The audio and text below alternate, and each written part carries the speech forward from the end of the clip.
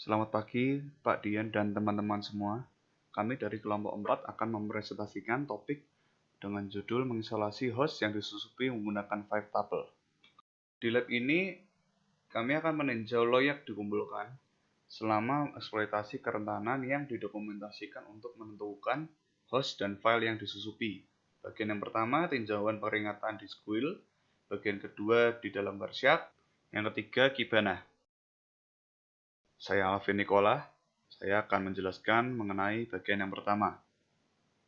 Baik, di sini kita mulai saja. Yang pertama kita masuk ke VirtualBox. Masuk ke dalam ShareBox-nya, Security Union.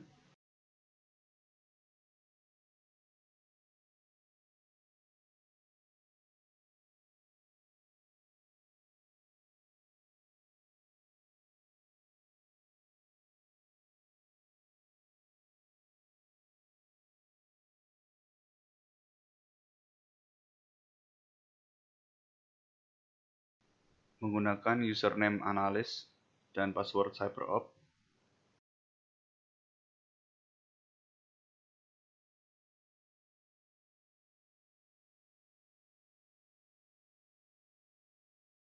Kita buka Squeal.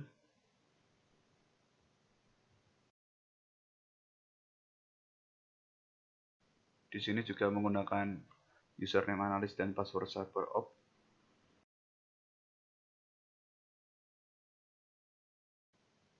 Kita perbesar, kita centang semua, lalu kita masuk.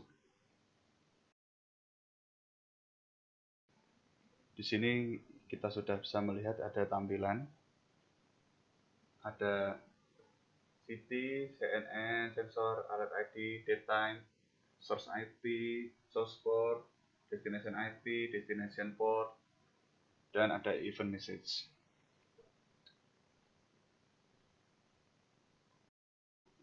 Pada kolom event message, kita cari GPL attack response ID untuk cek ke dalam root. Pesan ini menunjukkan bahwa akses root mungkin telah diperoleh selama serangan. Kita centang perlihatkan data dan perlihatkan aturan, lalu pilih transkrip di ID 5.1. Baik, untuk pertanyaannya, jenis transaksi apa yang terjadi antara klien dan server dalam serangan ini? Penyerangan dari 2.0.165.201.17 ini memperoleh root ke 209.165.200.235. Penyerang melanjutkan untuk menelusuri sistem file, menyalin file bayangan, dan mengedit. Di sini tertulis ada extract/shadow dan extract/password.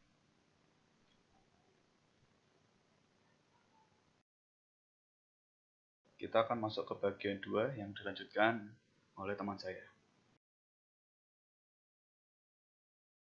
Nama saya Stefanus Mintang Dwi Hanggara.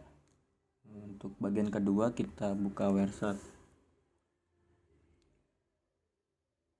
Pilih lansiran yang memberikan transkrip dari langkah sebelumnya. Klik kanan ID peringatan 5.1 dan pilih Wireshark. Maka terbukalah jendela utama Wireshark menampilkan 3 tampilan utama paket. Di sini kita memilih semua paket. Dalam percakapan TCP tinggal klik kanan paket apa saja. Pilih follow dan TCP stream. Terdapat teks warna merah dan biru.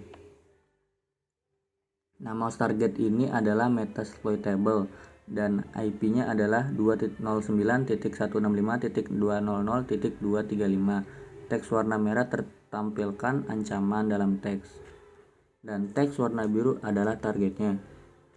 Penyerang mengeluarkan perintah UMI pada target. Apa yang ditunjukkan ini tentang peran penyerang pada komputer target, yaitu penyerang memiliki hak akses root penuh pada komputer target. Coba kita scroll ke bawah. Jenis data apa saja yang telah dibaca oleh penyerang, yaitu informasi akun dari user. Untuk bagian kedua. Akan dilanjutkan bagian ketiga oleh teman saya. Nama saya Natania Fernanda Romawi. Pada kesempatan kali ini, saya akan menjelaskan bagian ketiga pada presentasi mengenai isolate compromise host using 5-tuple. Berikutnya kita akan membuka Kibana melalui source IP 209.165.200.235 dengan cara mengklik kanan pada source IP dan kita cari Kibana IP lookup dan pilih src IP. Kemudian kita masukkan username dan juga password yaitu analis dan cyberops.